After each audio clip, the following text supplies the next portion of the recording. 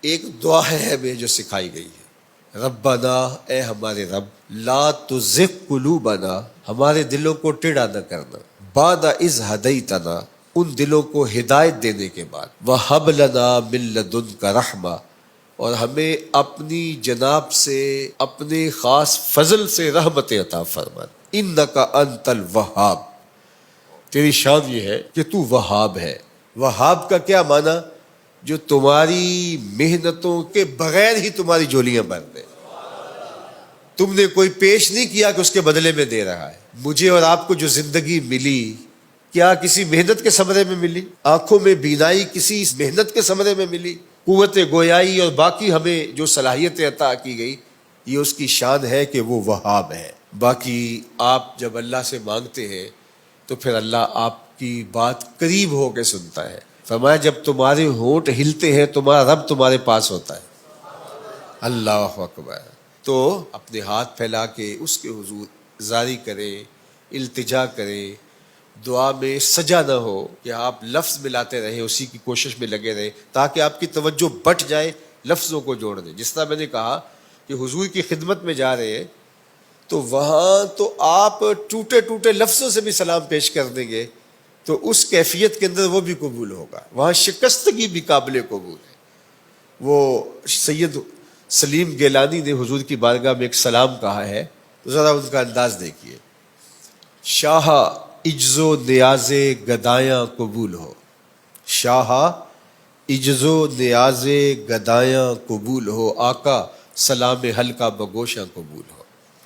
اب ذرا دیکھیے وہ کیفیت جو میں نے عرض کی، لفظ ساتھ چھوڑ گئے گنگ ہو گئے، لفظ ساتھ چھوڑ گئے گنگ ہو گئے، بے ربطی نوائے پریشاں قبول ہو، بے ربطی نوائے پریشاں قبول ہو، ساری دعائیں سیل تجلی میں بہہ گئیں، ایک اشک لرزاں ہے سر مجگاں قبول ہو۔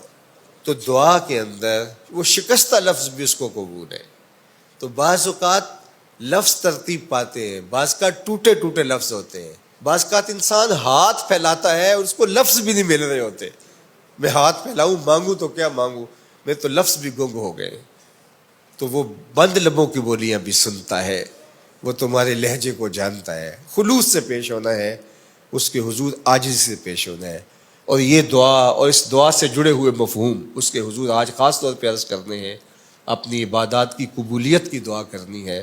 ربنا لا تزغ قلوبنا بعد اذ ہدیتنا وہب لنا من لدنک رحمہ انک انت الوہاب۔ اے اللہ ہمارا دل سیدھا کرنے کے بعد دوبارہ ٹیڑھا نہ کر دینا، اور اپنی جناب سے بے مزد، جو ہماری کسی محنت کا نتیجہ نہیں ہے، رحمت عطا فرما دینا، اس لیے کہ تیری شان ہے کہ تو وہاب ہے۔ ہماری کسی محنت کے ثمرے میں ہمیں عطا نہیں کرتا، ہمیں ویسے ہی عطا کرتا ہے۔ ہمیں بھی جو بھیجا گیا وہ بھی کیا ثمرہ تھا، ہماری محنت کا نتیجہ تھوڑا تھا۔ ہم نے تو اپنے لیے دعا بھی نہیں مانگی تھی، تو نے بن دعا کے ہمارا وجود بخشا، تو پھر اللہ ہمیں جنت بھی دے دے، اپنے محبوب کا قرب بھی دے دے۔ اور اللہ سے جو مانگو وہ عطا کرتا ہے۔ جب مانگنے بیٹھو تو چھوٹی سے چھوٹی چیز مانگو، بڑی سے بڑی چیز مانگو، جوتے کے تسمے سے لے کے جنت تک اس سے طلب کرو، وہ جولیاں بھر دے گا، وہ کرم کر دے گا۔